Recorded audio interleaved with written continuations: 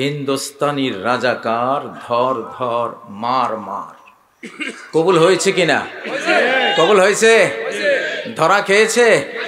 কার ধরা? আল্লাহর ধরা।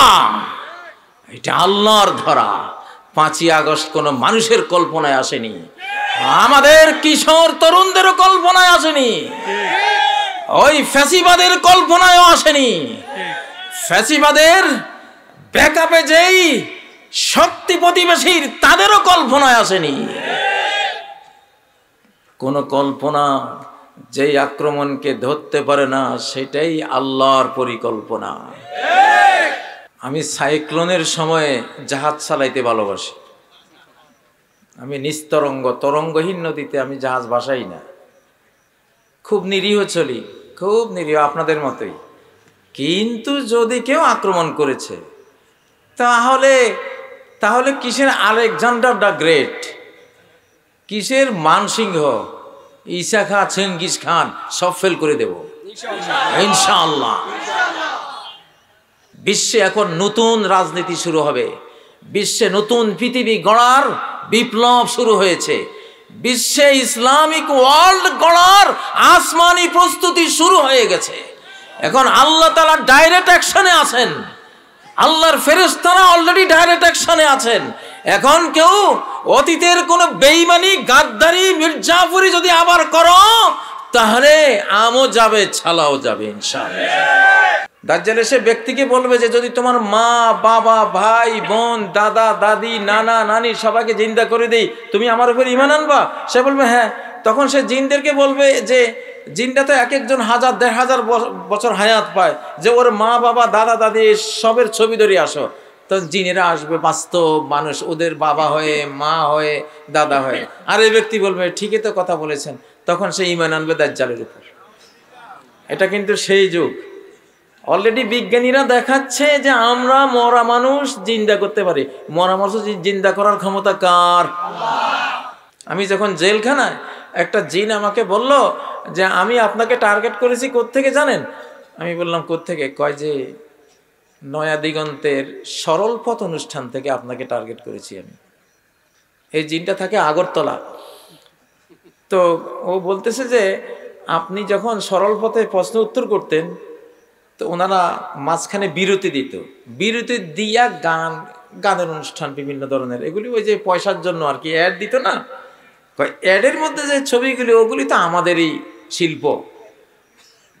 আমি ওগুলি দেখার জন্য যেতাম, আর ওই প্রসঙ্গে আপনি যখন বক্তব্য শুরু করতেন আপনাকেও দেখতাম। আমি সেখান থেকে টার্গেট করেছি।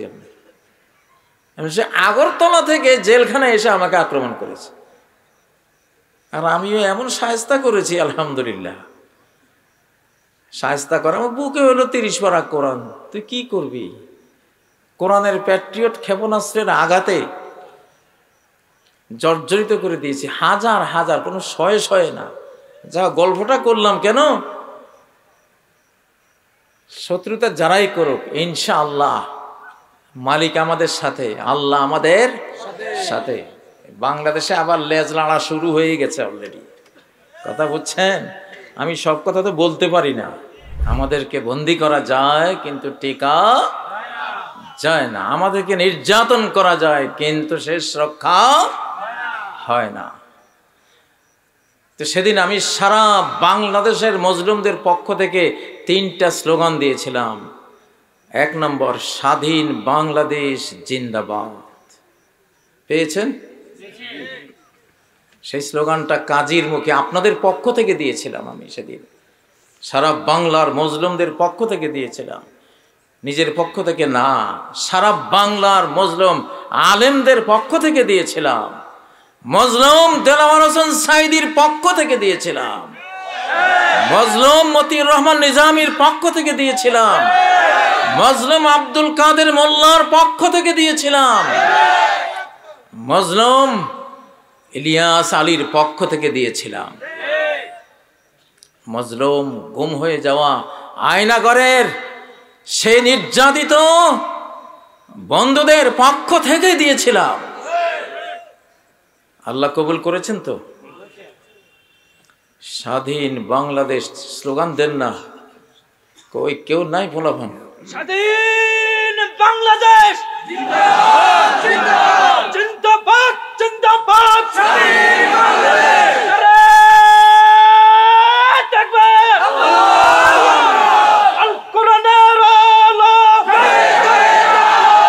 ভারতের দালালরা হুঁশিয়ার সাবধান হুঁশিয়ার সাবধান ভারতের দালালরা অ্যাকশন অ্যাকশন ডাইরেক্ট অ্যাকশন মুসলিম মিল্লাতের অ্যাকশন ডাইরেক্ট অ্যাকশন নবীর সুন্নাতের অ্যাকশন ডাইরেক্ট অ্যাকশন। আরেকটা স্লোগান দেই আমি বলবো দুটোটা, ডাইরেক্ট অ্যাকশন, আল্লাহর অ্যাকশন, ডাইরেক্ট অ্যাকশন। দাও। নারে তাকবীর আল কোরআনের আলো আল হাদিসের আলো জিহাদ জিহাদ জিহাদ চাই বিপ্লব বিপ্লব ইসলামী বিপ্লব মুসলমানের শত্রুরা সাবধান হুঁশিয়ার ইসলামের দুশমনেরা হুঁশিয়ার সাবধান। আমি মনে করি আল্লাহ তাআলা পরিপূর্ণভাবে 18 কোটির মধ্যে 17 কোটি অন্তত নির্যাতিত মজলুম জনগণের সেদিনকার স্লোগান আমার মুখ দিয়ে তিনি বের করিয়েছিলেন এবং কবুলও করেছিলেন। দ্বিতীয় স্লোগান ছিল র মুক্ত বাংলাদেশ জিন্দাবাদ জিন্দাবাদ। স্লোগানটা দাও। র মুক্ত বাংলাদেশ জিন্দাবাদ জিন্দাবাদ রাজশাহী মুক্ত বাংলাদেশ জিন্দাবাদ জিন্দাবাদ ইহুদি মুক্ত বাংলাদেশ জিন্দাবাদ জিন্দাবাদ জিন্দাবাদ জিন্দাবাদ ইহুদি মুক্ত বাংলাদেশ নারে তাকবীর আল্লাহু আকবার বিপ্লব বিপ্লব ইসলামী বিপ্লব জিহাদ জিহাদ জিহাদ চাই জিহাদ করে বাঁচতে যাই এই জিহাদে জিতবে কারা নবী মদের শিখিয়ে গেছেন শান্তি শান্তি শান্তি চাই, হামলা করলে উপায় নাই। দাও।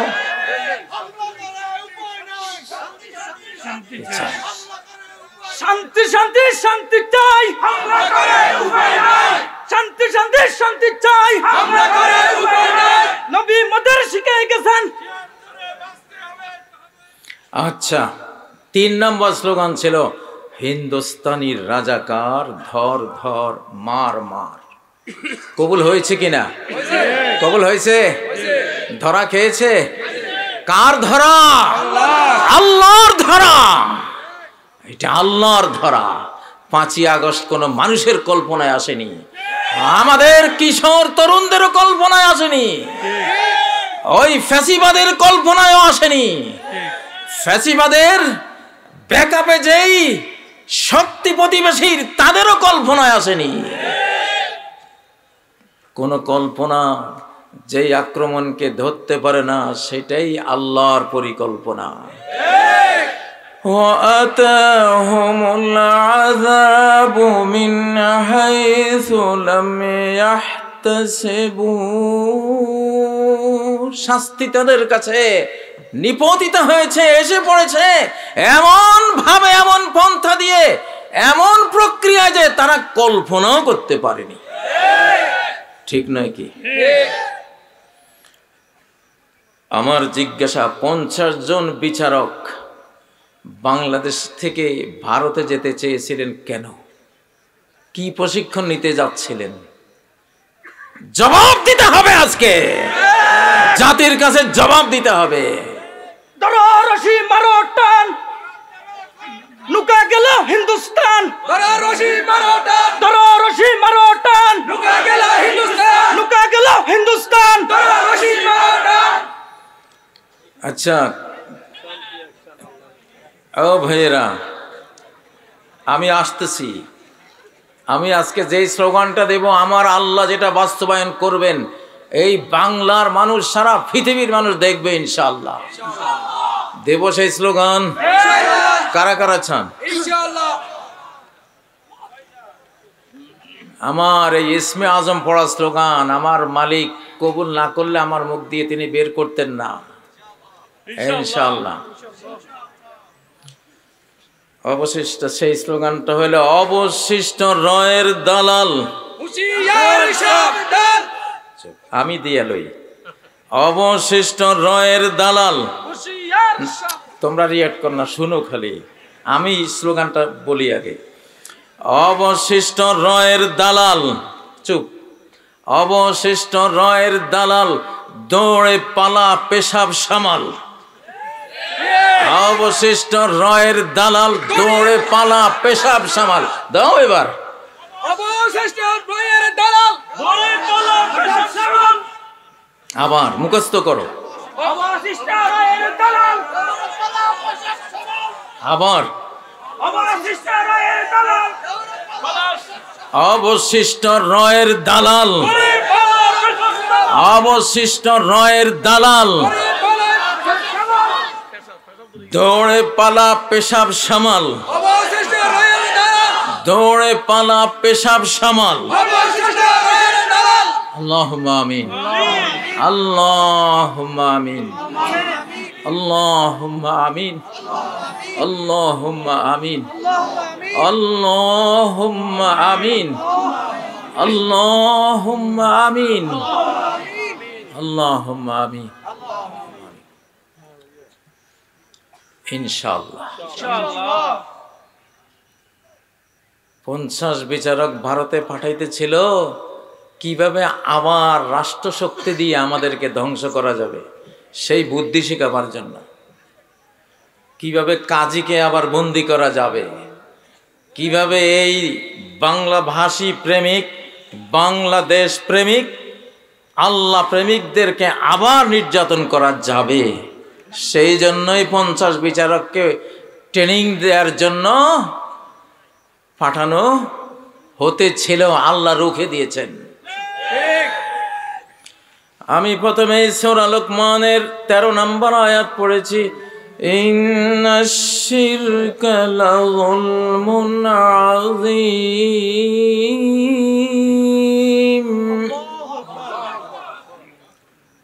শিরিক হলো সবচেয়ে বড় জুলুম, মহাজুলুম।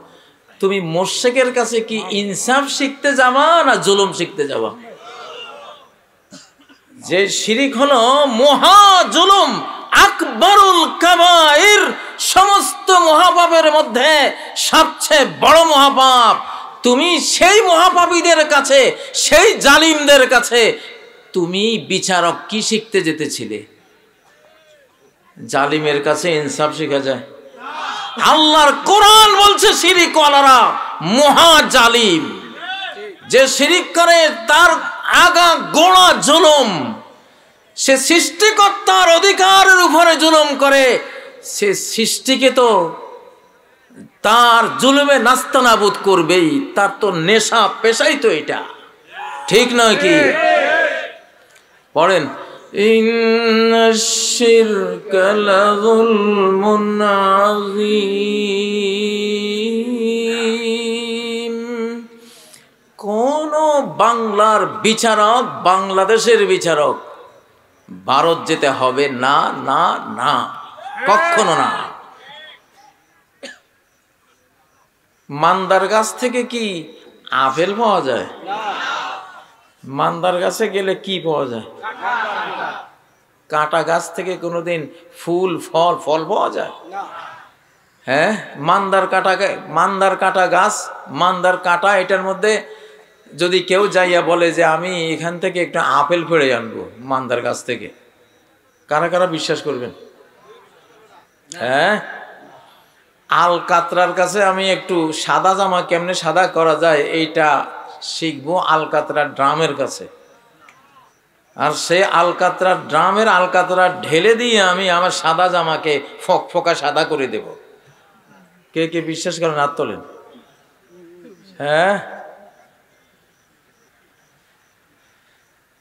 ও ভাইয়েরা, নবীর উপরে জুলুম করেছিল কারা? তাব্বাত ইয়াদা আবি লাহাবিন ওয়া তাব। কার ব্যাপারে নাজিল হয়েছে? আবু লাহাব। শিরিককারী, কি কারি? মূর্তি পূজারী, লাত মানাত উজ্জা পূজারী, ঠিক না? তার কাছে কোনো ইনসাফ শিকার কিছু আছে? আছে? আবু জাহাল তাদের হেড অফ দ্য ডিপার্টমেন্ট এক এতিমের মাল জোর করে নিয়ে অস্বীকার করতেছিল। এতিম যখন নবীজির কাছে অভিযোগ দিল, নবীজি তার কাছে মাল চাইতে গেলেন, আবু জাহাল তাকে মারতে পরিকল্পনা করলো। আর আল্লাহ বললেন, যদি সেদিন আবু জাহাল নবীর উপরে হাত বাড়াতো, আল্লাহর ফেরেশতারা তার এক একটা অঙ্গ প্রত্যঙ্গ ছিন্ন ভিন্ন করে দিত। ও ভাইয়েরা, সূরা আনআমের ৮২ নম্বর আয়াতে আল্লাহ বলেন, আল্লাযীনা আমানু ওয়া লাম ইয়ালবিসু ঈমানাহুম বিযুলমিন উলাইক, যারা ঈমান এনেছে, ঈমানের সাথে কোনো শিরিক একসাথ করেনি, উলাইকা লাহুমুল আমন, এদের জন্যই রয়েছে নিরাপত্তা। ওয়া হুম মুহতাদুন, এবং তারাই হেদায়েত প্রাপ্ত। তারা কি প্রাপ্ত? হেদায়েত প্রাপ্ত। তারা হেদায়েত প্রাপ্ত। প্রিয় ভাইয়েরা, আমাদের বাংলাদেশে বর্তমানে কি রাজনীতি চলা উচিত? আমি একটু বলে দেই আপনাদেরকে। এই দেশে জিয়ার রাজনীতি চলবে। এক নাম্বার, জিয়ার রাজনীতি চলবে।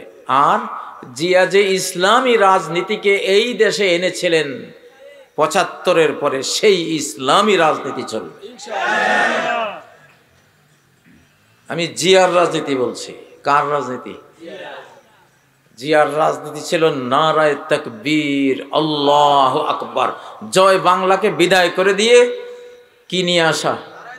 নারায়ে তাকবীর, আল্লাহু আকবার। ঠিক নয় কি? আমরা সাক্ষী, আমরা ৭ই নভেম্বর প্রত্যক্ষ করেছি।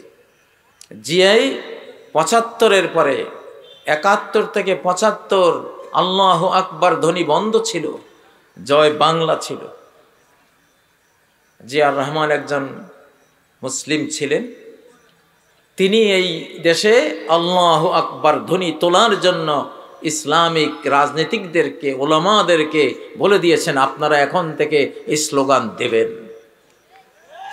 ৭ই নভেম্বর ট্যাঙ্কের উপরে, ঢাকায় ট্যাঙ্কের উপরে জনগণ, সৈনিকরা মিলে নারায়ে তাকবীর, আল্লাহু আকবার দিয়ে ঢাকার আকাশ বাতাস সেদিন প্রকম্পিত করেছিল।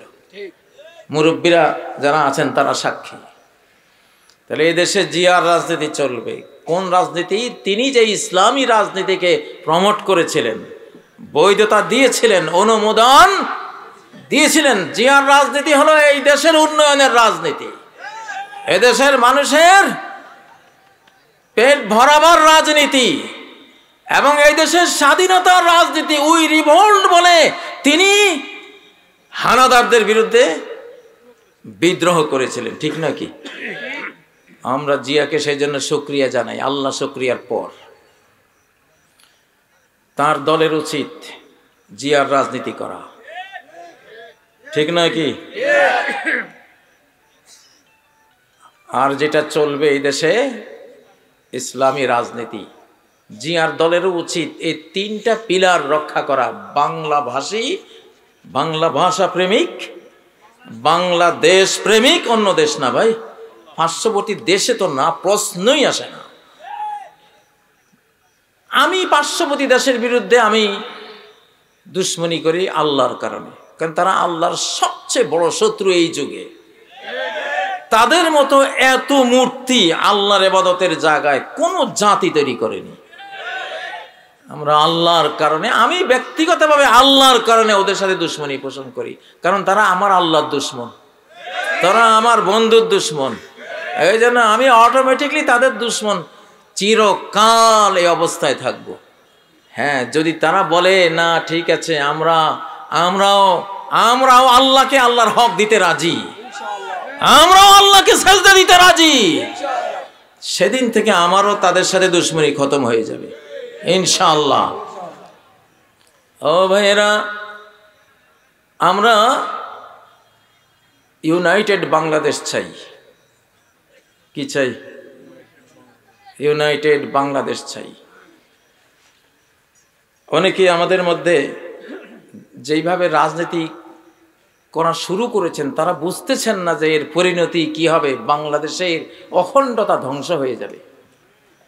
বাংলাদেশকে ঐক্যবদ্ধ রাখতে হলে, আমাদের মা বোনদের ইজ্জত রক্ষা করতে হলে, আমাদের মসজিদ মাদ্রাসা রক্ষা করতে হলে, আমাদের জীবন রক্ষা করতে হলে, এখন ওই তিনটা থিম, তিনটা পিলার, তিনটা স্লোগান দিয়ে রাজনীতি বহাল রাখতে হবে। ঠিক না বে ঠিক? প্রিয় ভাইয়েরা, আমি আপনাদের কাছে আজকের এই মাহফিলে আবার বলছি, আমার রাষ্ট্রশক্তি দিয়ে আমাদেরকে জুলুম করার পায়তারা করা হচ্ছে। ওই রেজিম যেমন মামলা দিয়েছিল, নতুন করে কিন্তু আবার সেই ষড়যন্ত্র হচ্ছে, সুযোগ পাচ্ছে না এখনো। এই জন্য স্লোগান দিলাম, আমাদের অতীত নির্যাতনের কারণে তোমাদের মাথা এই দেশ থেকে বহিষ্কৃত হয়েছে। আবার যদি রাষ্ট্র শক্তি দিয়ে জুলুম শুরু করো, এবার তোমাদের বডি বাংলাদেশ থেকে নিক্ষিপ্ত হবে দিক দিগন্তে। ঠিক নয় কি? কেউ থাকতে পারবে না ইনশাআল্লাহ।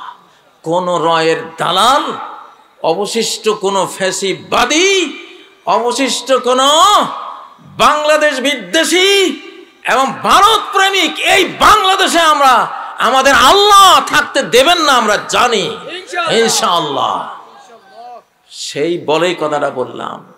আজকে স্লোগানটা লিখে রাখবেন। কি স্লোগানটা দিয়েছিলাম? অবশিষ্ট রয়ের দালাল, দৌড়ে পালা, পেশাব সামাল। ওই খেপেছে বাংলা মায়ের দামাল ছেলে, ক্রুদ্ধ টাল মাটাল, উত্তাল উন্মাতাল। কি? ওই খেপেছে বাংলা মায়ের দামাল ছেলে। কি তারপরে? কি? ক্রুদ্ধ টাল মাটাল, উত্তাল উন্মাতাল। আমরা এখন যুদ্ধের মোড়ে পাগল হয়ে যাব। আমরা পাগল মানে ওই ম্যাড হাউজের পাগল না, বুদ্ধিমান পাগল। কি পাগল? বুদ্ধিমান পাগল হব। জীবনটা হাতে নিয়ে নেব ইনশাআল্লাহ। আমাদেরকে নিয়ে নতুন করে কোনো ষড়যন্ত্র করিস না, যদি বাংলার জমিনে কেউ থাকতে চাস। ঠিক না বে ঠিক? প্রিয় ভাইয়েরা, আপনাদের কাছে কি বলবো? আপনারা সারাদিন আজকে ওয়াজ শুনেছেন, সারাদিন ওয়াজ শুনেছেন। আমি জানি সারাদিন ওয়াজ শুনতে শুনতে শ্রোতাদের ব্রেইনটা কি হয়ে যায়, স্পেস হারায়, এঙ্গেজ হয়ে যায়। তো সেজন্য আমি লম্বা ওয়াজ করব না আজকে। আমি লম্বা ওয়াজ করবো। আমি মাহফিলে আসতাম না, শুধু চিন্তা করলাম যে এটা তো আমার এলাকা, সঙ্গত কারণে যাইনি। কারণ আমরা অতীতে মাহফিলে ঘুরেছি, আর নাস্তিক কুবুদ্ধিজীবীরা আমাদের ক্ষমতার প্রাণ কেন্দ্রগুলো দখল করে আমাদেরকে দেশ ছাড়া করেছে। ঠিক নয় কি? এই জন্য যেসব ওলামাদের সামর্থ্য আছে, জ্ঞান আছে, তারা ঢাকায় থাকবেন। আর আপনারা জনগণ তাদেরকে মাহফিলে টানবেন না। এবার তাদেরকে বলেন আপনারা ঢাকায় অবস্থান নেন। 20শে জানুয়ারিতে নাকি কি হবে, বিশাল একটা ষড়যন্ত্র চলছে। যদি 20শে জানুয়ারি কেন, 20শে ফেব্রুয়ারি কেন, 20শে মার্চ যদি টের পাই, 5 কোটি লোকের সমাগম ঘটাবো ঢাকায় আমরা ইনশাআল্লাহ। ইনশাআল্লাহ। রেডি হও রে, রেডি হও,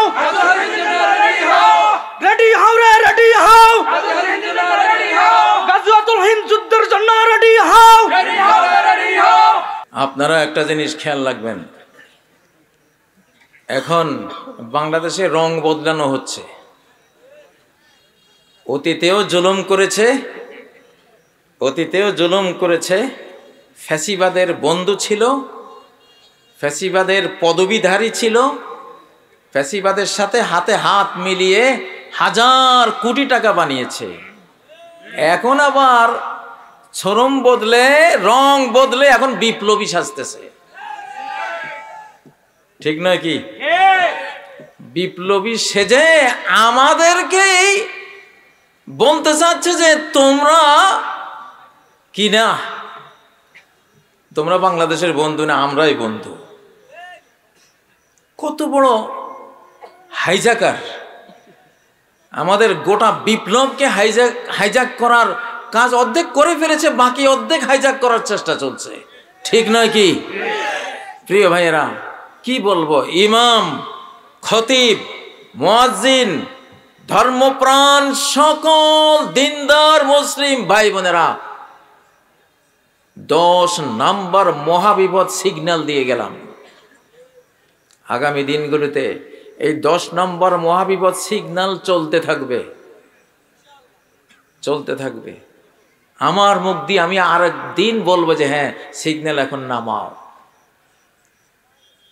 ও ভাইয়েরা, কথাগুলি মনে রাখবেন।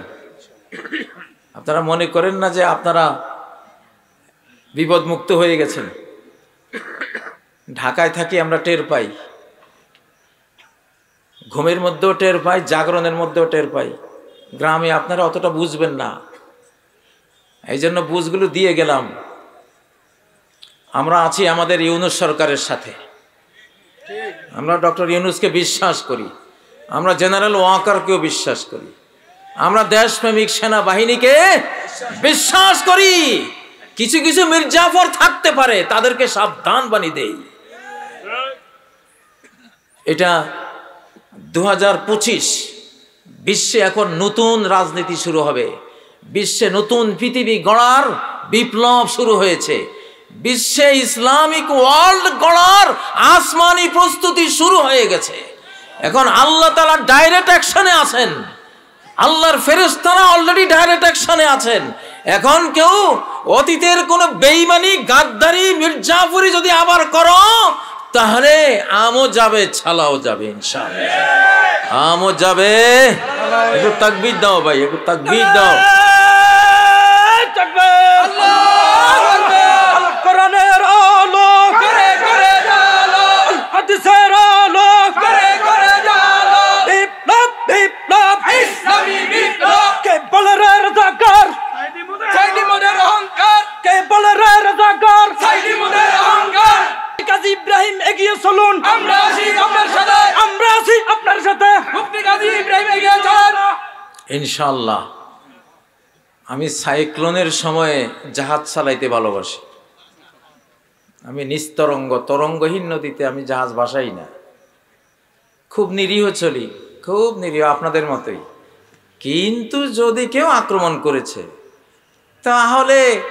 তাহলে কিসের আলেকজান্ডার দ্য গ্রেট, কিসের মানসিংহ, ঈসা খা, চেঙ্গিস খান সব ফেল করে দেব ইনশাআল্লাহ। জিন জাতিরা জানে কাজীর মায়ের অ্যাকশনটা কেমন। আমার মনে হয় সারা পৃথিবীর জিন জাতিদের যে কোনো মহাদেশে গিয়ে জিজ্ঞাসা করলে আমাকে চিনবে। বললাম, সত্যি কথা বলছি। আমি তো দাজ্জালের ওয়াজ করি। দাজ্জালের মা বাবার একজন জিন, মা বাবার একজন জিন, একজন মানুষ। আমি যখন কাতারে ছিলাম, আমি প্রত্যক্ষ আক্রমণের শিকার হয়েছিলাম কাতারে, ডাইরেক্ট। ওটা দাজ্জালে আক্রমণটা করেছিল, কারণ আরব সাগরের কোনো এক দ্বীপে দাজ্জাল আছে, আর কাতার হলো দ্বীপ রাষ্ট্র। সেখানে আমি একটা এলাকা পেয়েছিলাম কাতারে, গাররাফা এলাকা। তো গাররাফা এলাকায় জিনেরা বলল যে ওরা হাজার হাজার বছর ব্যাপী এখানে বন্দী আছে। তাদের ওই বক্তব্যের পরে আমি চিন্তা করলাম যে এরা কেন বন্দী, কে বন্দী করলো। পরে সহিহ মুসলিমের মুকাদ্দমার একটি হাদিস, ইন্না ফিল বাহরে শায়াতিন মাসজুনা, সাগরে, এটা সাগর বলতে ওই সাগরটাই হবে সুলাইমানের রাজত্ব যেখানে আশপাশে ছিল, ফিলিস্তিন অর্থাৎ আরব সাগর উপসাগর ওই অঞ্চলটা। এখানে বন্দি অনেক জিন আছে, জিন শয়তান। শয়তানের জিন একই জিনিস। জিন জিন বললে বোঝা যায় জিনের মধ্যে হিন্দু আছে, বৌদ্ধ আছে, খ্রিস্টান আছে, ইহুদি আছে, মুসলমান আছে বিভিন্ন। আর শয়তান বললে জিনদের মধ্যে ওই গ্রুপটা যেটা মালউন হয়ে গেছে আল্লাহর কাছে, অভিশপ্ত তারা। তো ওইখানে আমি প্রথম দিন থেকে মোহ আক্রমণের শিকার হয়েছে। ওরা তুই এখানে কেন আইলি? আমি যে দাজ্জাল বিরোধী ওয়াজ করি, মাহাদির পক্ষে ওয়াজ করি, ওরা জানে। ওদের এই যে আমি যে এখন ওয়াজ করতেছি, আমার এখানে কত হাজার জিন আছে, আপনারা থার্মাল ইমেজিং যন্ত্রটা আনলে দেখতে পারতেন। থার্মাল ইমেজিং, ওই যে যেটা জিন থাকলে লাল রেড সিগন্যাল দেয়। মাঝে মধ্যে কোনো টিভি গভীর রাত্রে গহীন জঙ্গলে গিয়া দেখেন না? হ্যাঁ, ওই থার্মাল ইমেজিং যন্ত্রটা আনলে আপনারা দেখতেন। তো এই জন্য বলছি, আমরা এই যুগে আমাদের মানুষ শত্রু জিন শত্রু দুইটার বিরুদ্ধে লড়তে হবে আমাদেরকে।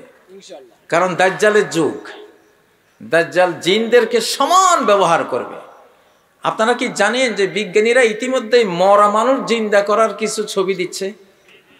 এই যে দেখেন, এইটা হলো হাদিসে আসছে যে দাজ্জালের সময় সে মরা মানুষের ছবি ধরে জিনকে আনার কথা বলে। জিনকে বলবে যে তুমি অমুকের মায়ের ছবি ধরে আসো, ওর বাবার ছবি ধরে আসো, ওর দাদার ছবি ধরে আসো, ওর ভাইয়ের ছবি ধরে আসো। দাজ্জাল এসে ব্যক্তিকে বলবে যে যদি তোমার মা বাবা ভাই বোন দাদা দাদি নানা নানি সবাইকে জিন্দা করে দেই, তুমি আমার উপর ঈমান আনবা? সে বলবে হ্যাঁ। তখন সে জিনদেরকে বলবে যে জিনটা তো এক একজন 1000-1500 বছর হায়াত পায়, যে ওর মা বাবা দাদা দাদি সবের ছবি ধরে আসো। তো জিনেরা আসবে বাস্তব মানুষ, ওদের বাবা হয়ে মা হয়ে দাদা হয়ে। আর এই ব্যক্তি বলবে ঠিকই তো কথা বলেছেন। তখন সে ঈমান আনবে দাজ্জালের উপর। এটা কিন্তু সেই যুগ।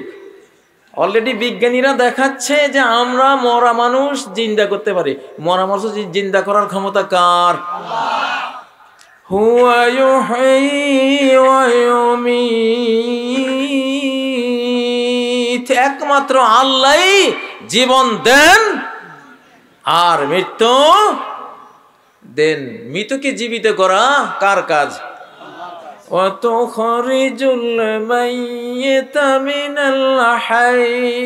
তুমি জীবিত থেকে মৃত বের করো, আবার মৃত থেকে জীবিতকে বের করো। জীবন মৃত্যু এটা কার কাজ? আল মুহয়িউল মুমিত, আল্লাহর আসমায়ে হোসনা দুইটার নাম। অলরেডি শুরু হয়ে গেছে, বিজ্ঞানীরা প্রদর্শন করছেন যে আমরা মরাকে জিন্দা করেছি। লা হাওলা ওয়ালা কুওয়াতা ইল্লা বিল্লাহ। এরা জিন, ওখানে থার্মাল ইমেজিং যন্ত্র ধরলে দেখা যাবে এটা আস্ত জিন, ওটা কোনো মরাকে জিন্দা করেনি। ওটা কি? ওটা জিন। তো যাই হোক, আমরা মুসলিমদেরকে জিন জাতি মানব জাতি দুই জাতি শত্রুর বিরুদ্ধে লড়তে হবে শেষ জমানায়। আপনি দেখবেন এখন প্রায় ঘরে ঘরে জিনের সমস্যা হচ্ছে, ঠিক নাকি? ছেলেদেরকে মেয়েদেরকে জিনরা বহু ডিস্টার্ব করতেছে। কথাটা বাস্তব কিনা? হ্যাঁ, এটা একটা বড় কারণ হলো অ্যাটাচড বাথরুম এবং নাচ গান ডার্ক ওয়েবের এসব জিনিস, এগুলির সাথে জিনেরা আসে। আমি যখন জেলখানায়, একটা জিন আমাকে বলল যে আমি আপনাকে টার্গেট করেছি কোত্থেকে জানেন? আমি বললাম কোত্থেকে? কয় যে নয়া দিগন্তের সরল পথ অনুষ্ঠান থেকে আপনাকে টার্গেট করেছি আমি। এই জিনটা থাকে আগরতলা। তো ও বলতেছে যে আপনি যখন সরল পথে প্রশ্ন উত্তর করতেন তো ওনারা মাঝখানে বিরতি দিত, বিরতি দিয়া গানের অনুষ্ঠান বিভিন্ন ধরনের, এগুলি ওই যে পয়সার জন্য আর কি অ্যাড দিত না, অ্যাডের মধ্যে যে ছবিগুলি ওগুলি তো আমাদেরই শিল্প। আমি ওগুলি দেখার জন্য যেতাম, আর ওই প্রসঙ্গে আপনি যখন বক্তব্য শুরু করতেন আপনাকেও দেখতাম। আমি সেখান থেকে টার্গেট করেছি আপনি। সে আগরতলা থেকে জেলখানায় এসে আমাকে আক্রমণ করেছে, আর আমিও এমন শায়েস্তা করেছি আলহামদুলিল্লাহ। শায়েস্তা করা আমার বুকে হলো 30 পারা কোরআন, তুই কি করবি? কোরআনের প্যাট্রিয়ট ক্ষেপণাস্ত্রের আঘাতে জর্জরিত করে দিয়েছি, হাজার হাজার, কোনো শয়ে শয়ে না। যা গল্পটা করলাম কেন, শত্রুতা যারাই করুক ইনশাআল্লাহ মালিক আমাদের সাথে, আল্লাহ আমাদের সাথে। বাংলাদেশে আবার লেজ লাড়া শুরু হয়ে গেছে অলরেডি, কথা বুঝছেন? আমি সব কথা তো বলতে পারি না।